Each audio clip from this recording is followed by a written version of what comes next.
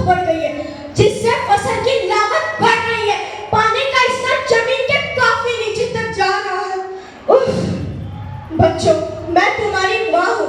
मैंने तुम्हें सुख से जीने के लिए पर्याप्त साधन दिए, बल्कि तुम्हारी लालच की पूर्ति के लिए नहीं। लेकिन अब ऐसा लगता है कि तुम अपनी अधिक पैदावार की लालच में अपनी अगली पीढ़ी